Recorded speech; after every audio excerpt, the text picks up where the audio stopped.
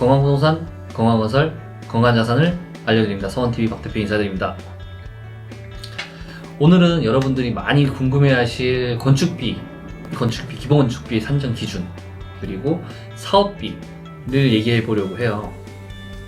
건축비, 그리고 사업비, 그러니까 무엇일까? 여러분들이 많이 고민하는 내용일 수도 있고, 아니면 신경을 전혀 안 쓰는 내용일 수도 있어요.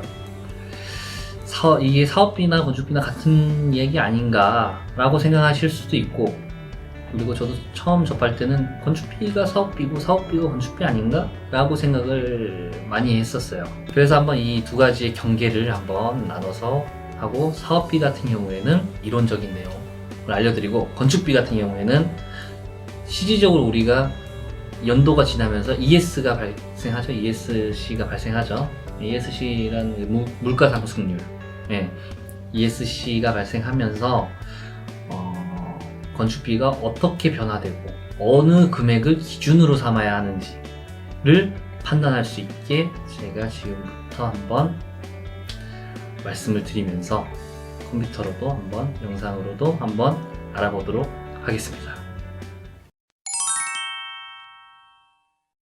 자, 이거를 말씀드리기 전에 비용을 나누는 두 가지 방법에 대해서 알려드릴게요. 건축비든 사업비든 두 가지에 다 적용시킬 수 있는 부분인데요. 바로 간접비와 직접비입니다. 다들 아시겠지만 간접비는 행위상 필요하나 직접 그 행위에 사용하지 않는 것에 대한 비용으로 가설비, 보험비, 경비 등으로 세금도 들어가죠. 그렇게 보시면 될 것 같고요. 직접비는 행위 중 자재비, 인건비, 하도급비 등 가격을 명확하게 알 수 있고, 그리고 직접 필요한 비용으로 보면 될 것 같습니다. 그래서 이거를 기준으로 해서 사업비와 건축비의 차이를 알려드릴게요.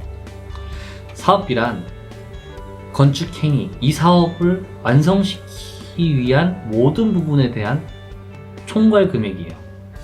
자, 첫 번째, 이 사업비에서는 첫 번째로 들어가는 건 토지비, 그리고 두 번째 설계, 인허가, 감리비, 그리고 세금이 들어가겠죠. 취등록세, 토지에 대한. 그리고 세 번째가 철거 및 철거 관련 직접 비용, 그리고 네 번째가 건축 비용. 건축 비용은 시공사가 계약된 비용 및 고용상제 등 경비가 들어갈 거예요. 이거는 간접비겠죠.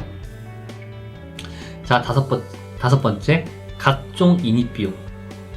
이거는 유관기관에서 쓰는 비용이에요. 그러니까 대체적으로 전기가 우리 내부에서, 건축물 내부에서는 우리 시공하는 시공자들이 움직이지만 외부에서 올 때는 한전이나, 그리고 외부에서 수도사업소나 도시가스도 거기 관할하고 있는 도시가스 업체에서 승인해준 업체로 해서 인입을 해야 합니다. 그리고 여섯 번째, 분양사업이면 분양 관련 수수료가 들어갈 거예요. 그리고 세금도 들어가겠죠. 그리고 일곱 번째, 사업 관련 대출이자 및 그에 따른 부대 비용이 들어갈 거고요. 그 다음에 여덟 번째, 민원 처리 비용. 그 다음에 아홉 번째, 각종 세금, 종토세, 종합토지세죠, 보존등기비, 취등록세 등이 들어갈 거예요. 이걸 총괄해서 이 사업에 대해 더 들어가는 비용이 있다면 여기 더 추가가 되겠죠. 자, 이제 여러분들이 많이 궁금해하실 건축비. 건축비는 직접 건축비와 간접 건축비로만 나눠져요. 그러니까 직접비와 간접비로 나눠지죠. 앞에 말씀드렸다시피 간접비와 직접비의 차이는 같아요. 건축을 직접적으로 막 들어가게 된다면 확정된 금액, 직접적으로 들어가는 금액은 직접비가 될 거고, 간접적으로 보험, 이런 이제 각종 고용산재 이런 거 같은 경우는 간접비가 되겠죠. 그리고 제일 건축비를 알려면 시공 순서를 알아야 돼요. 제가 찍었던 영상 중에 설명이 있는데 다시 한번 보도록 할게요. 시공 순서는 간략하게 대지 경계 측량, 건축선 확인, 그리고 토목공사를 하는 거고, 건축선을 재확인하고 골조를 기초 골조를 해서 골조를 잡으면서 전기와 설비가 작업을 같이 합니다. 방수도 들어가겠죠. 그 다음에 단열재를 설치하고 창틀과 도어트를 설치하고 그리고 일명 방통, 기포랑 방통이라는 걸 치겠죠. 아니면 보호할 수 있는 뭔가를 쳐서 외장 공사와 내장 공사를 별도로 따로 운영하면서 동시에 들어가는 경우가 많습니다. 그 다음에 수도전기, 도시가스 각종 인입 공사를 하고 부대 토목 공사와 동시에 벽지 장판 공사를 하고 가전 가구를 설치하고 마감 청소 및 공사 종료가 될 거예요. 일단은 건축비라고 하면은 건축주 입장에서는 세부적인 부분을 들어가서 모든 걸 하나씩 일일이 찍고 깎아서 비용을 절감하고 싶고 좀 더 저렴하게 짓고 싶은 거는 누구나 같아요. 저도 건축주일 때는 그런 마음을 갖고 있습니다. 하지만 이 건축이라는 게 사업을 계속 영위하시는 분들은 이제 건축비가 어느 정도 선에서 움직인다는 걸 알지만 이 처음이자 마지막으로 이제 내가 살 집을 짓는 분들은 모르잖아요. 내가 이 건축비 기준 가이드라인은 뭘로 해야 될지. 주변에서 이제 저도 시공사를 운영하면 시공사, 시행사, 이제 전문건설업까지 다 운영을 하면서 느끼는 거지만 주변 이야기를 들어보면 평당 뭐 얼통사부터 한 350만 원이다. 그러면 짓는다. 이런 얘기부터 뭐 600만 원이다. 혹은 뭐 700, 800만 원이다. 이런 얘기들이 정말 많아요. 건축비는 분기마다 ESC가 발생하기 때문에 동네 건축업자 말을 듣고 건축을 그 가격을 기준으로 해서 이제 견적을 받는다든가 내가 그 기준의 금액으로 맞춰서 건축을 하면 어설픈 시공사나 아니면 어설픈 사람 만나서 당하기 쉽습니다. 정말 당하기 쉬워요. 그러면은 정말 하루하루가 늙어버려요. 건축주가.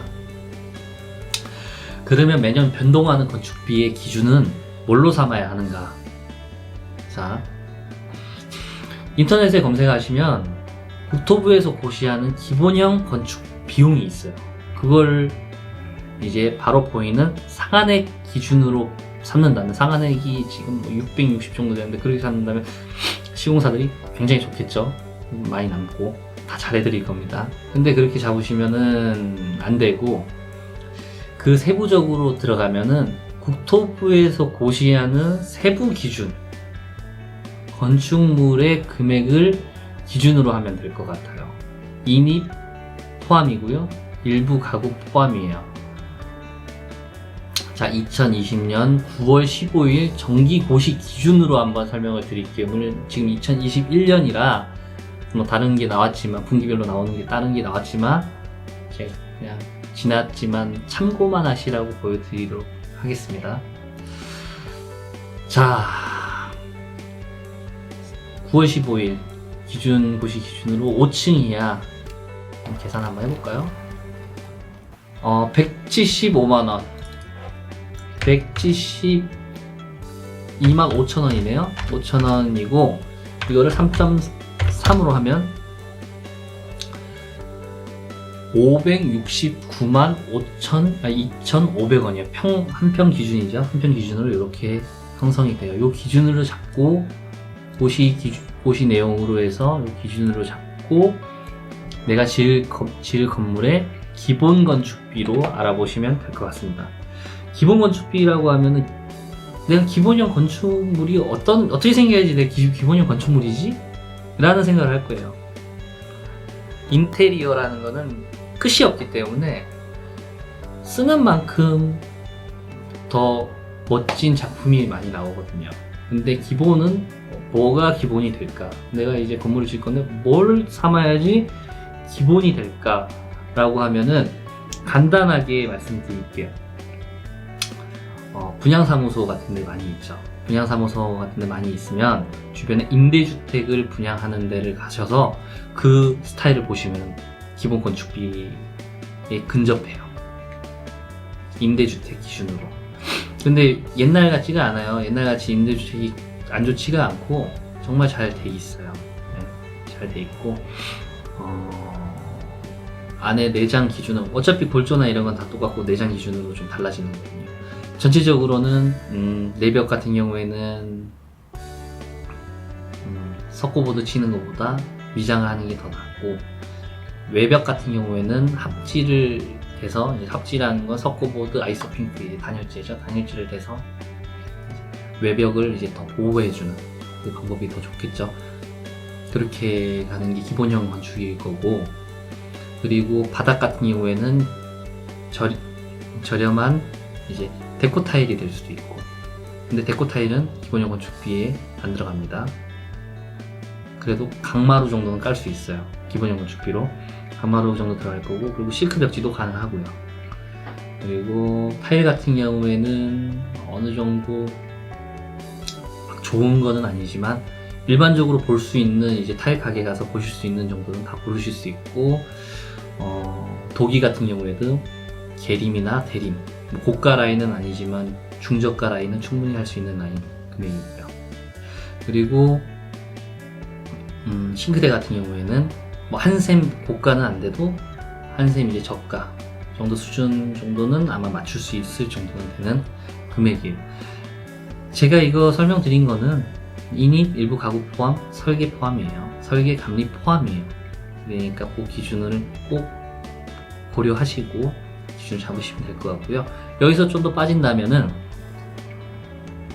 여기서 빠지는 건 이제 철거비가 되겠죠. 기존 건축물이 있었다면 그 정도가 될 것 같습니다. 기본형 건축비는 뭐가 어느 정도 기준이 되겠냐면, 외부 인입비, 그러니까 아까 말씀드렸던 외부 인입비, 도시가스, 수도, 그리고 전기 인입비, 그리고 일부 가구, 그리고 설계, 감리, 비용까지 다 들어가는 거예요. 그러니까 이걸 참고하시고 기본 건축비를 계획을 잡으시면 좋을 것 같습니다.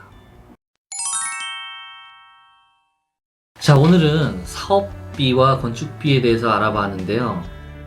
참 어려워요. 건축비 같은 경우에는 적당한 건축의 기준이 없는 거죠. 그래서 건축주가 되면은